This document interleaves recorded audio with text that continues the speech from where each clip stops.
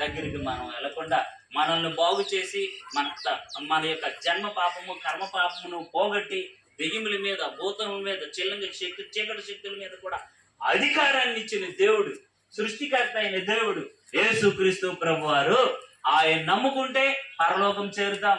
ఆయన నమ్ముకుంటే ఈ దెయ్యాల భూతాల శక్తుల మీదికి మనకి అధికారము వస్తుంది దేవుని కృపలో. నిజంగా ఆయన అందుకే దేవుని బిడ్డల దగ్గరికి వెళ్తే చిల్లింగ్ వల్ల చిల్లింగ్ లో బాధపడిన వాళ్ళు ఆ దేవుని బిడ్డల దగ్గరికి వస్తే, సేవకుల దగ్గరికి వస్తే, వాళ్ళు ప్రార్థన చేస్తే అవి పోతాయి. కొన్ని రోగాలు కూడా పోతున్నాయి. కారణం ఏంటంటే అతన్ని నిజంగా నమ్ముకున్న వాళ్ళకి దేవుడు అంత శక్తినిచ్చాడు. భూత వైద్యుడైనా ఏం చేయలేడు, చెల్లంగోడైనా ఏం చేయలేడు, మాంత్రికుడైనా ఏమీ చేయలేడు. యేసుక్రీస్తు ప్రభు వారి యొక్క నమ్ముకున్న వాళ్ళకు శక్తి అది. కనుక ఇంకొకటి, ఆయన నమ్మితేనే పరలోకం, మిగతా దాని వల్ల పరలోకం లేదు. ఆయన నమ్మితేనే నిజమైన శాంతి, సమాధానం, విజయం కలిగిన జీవితం.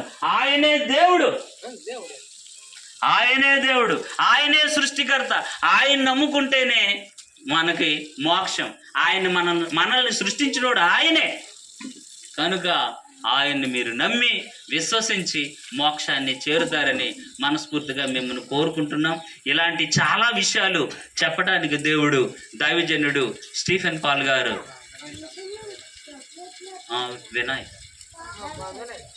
వినాయక గారు వాళ్ళ ఇంటి వెనకాల మరి ప్రార్థన జరుగుతూ ఉంది.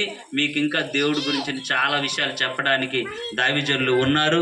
మీకు ఇవ్వబడిన కరపత్రికల్లో కూడా అక్కడ ఫోన్ నెంబర్, అడ్రస్ ఉంటుంది. అలాగా పెద్ద పేపర్లో. మరలా మీకు ఏవైనా డౌట్స్ ఉంటే అవి చెప్పడానికి మేము సిద్ధంగా ఉన్నాం. మరి నిజం తెలుసుకొని వెంబడించండి. మనము పార్వతీపురం వెళ్ళాలంటే అటుపక్క వెళ్ళే బస్సు ఎక్కాలి, ఇటు జీవమలసి వెళ్ళే బస్సు ఎక్కకూడదు.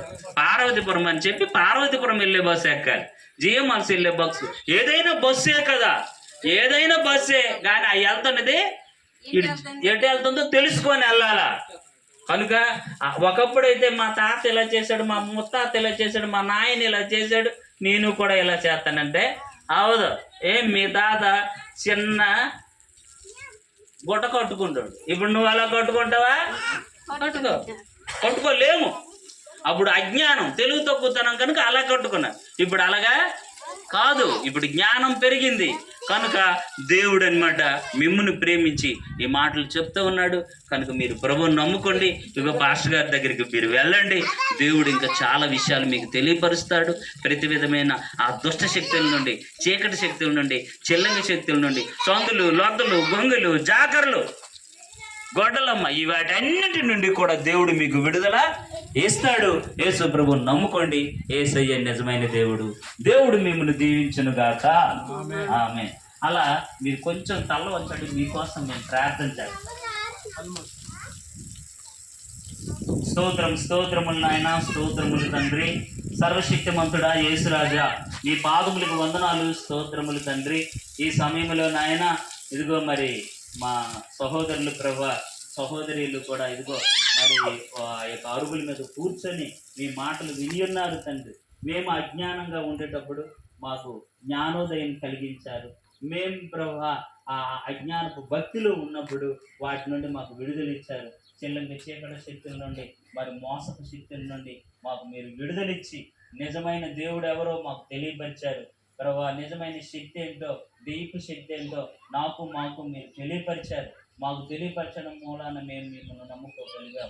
మీరు మమ్మల్ని ఆదరించినట్టుగా ప్రభా వీరిని కూడా ఆదరించి మేము నమ్ముకున్నట్టుగా వీరు కూడా నమ్ముకునేలాగున యేసు నామమున వీరి మనోనేత్రములు తెరవబడునుగా.